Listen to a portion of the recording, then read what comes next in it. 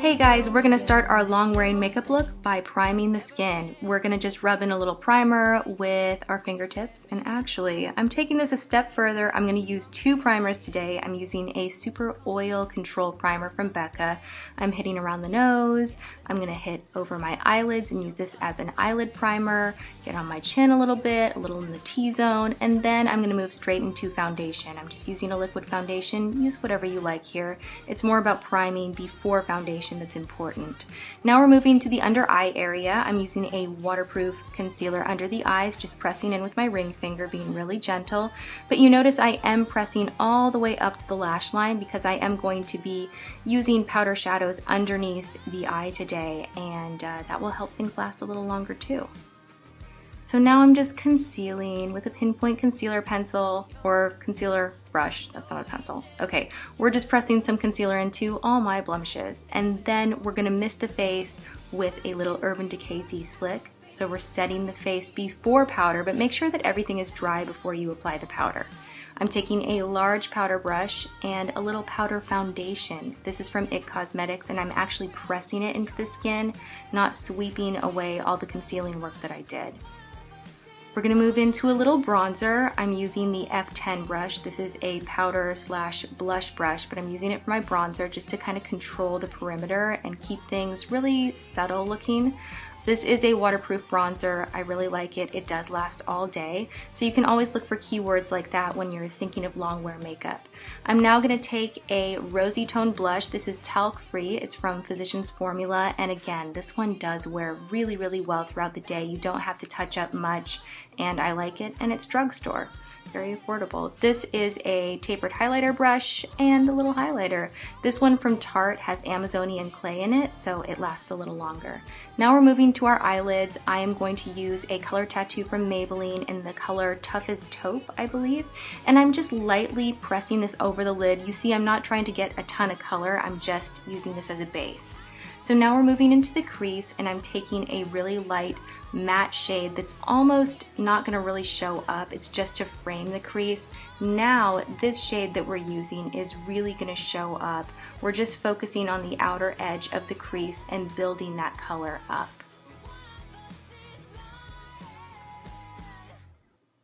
Taking the shade Rich Chocolate and a firm blending brush, which is going to grab a little more pigment, we're going to focus on the outer edge of the eye and buff it slightly into the crease, but you want to start on the outer corner first and then build that color towards the center of the eye and then into the full crease itself. So really it's about applying the color on the outer edge and then just blending inward, slowly building that color and creating kind of a diffused look. Now we're going to take Epitant from Chanel and a cream color brush, and the cream color brush really packs on the color nicely. I really, really love this. You can use any metallic long wear eyeshadow product that you like, but this one from Chanel really gets the job done. It does not move. So I recommend layering your primer, layering like a color tattoo or cream color, layering your shadows, and then going back again with a cream. I know this seems like a lot of work, but it is a great way to get completely budge-proof makeup. So now we're taking the shade Cocoa and we're going to drag this underneath the eye just to make sure that we have things looking a little bit balanced because we have that heavy color on the outer corner. Things can look a little bare if you don't kind of frame the eye completely. So we're just dragging that color and blending. And now we're gonna line the upper lash line, and I'm using a waterproof brown, kind of brown black liner from IT Cosmetics. And we're just gonna try to get as close to the lash line as possible. No winging here, none of that, but you could do whatever you like. Just the point is, I guess, make it long wearing. So here we go, making it extra long wearing. We're gonna take that shade Rich Chocolate on a flat brush and just go over where we laid down the liner. This will completely lock it into place.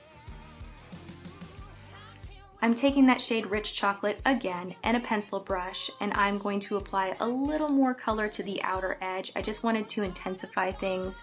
And then I'm taking a blender brush and blending through the crease. This had no product on it whatsoever, so it's meant just to blend that shade up and through the crease and make things look really soft. Now I'm taking Nude from Scandaleyes. Well, it's not from Scandaleyes, it's from Rimmel, but it's called Scandaleyes. It's an amazing waterproof liner. I really love it.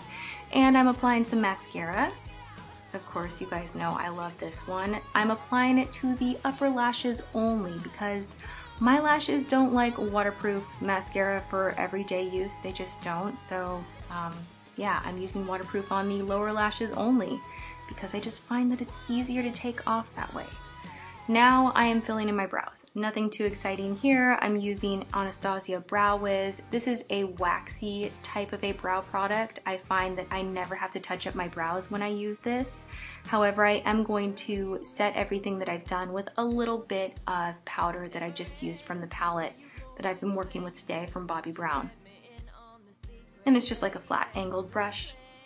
And I'm taking a little hairspray on a spoolie and combing everything into place. My favorite way to set my brow hairs to not move about. Now I'm taking a pinpoint concealer brush and a little bit of concealer. I shared with you guys on Monday how I love using this technique to really lift the brow, and I'm just essentially tracing my brows with a little bit of concealer and then blending it out, and it gives a really, really beautiful finished effect.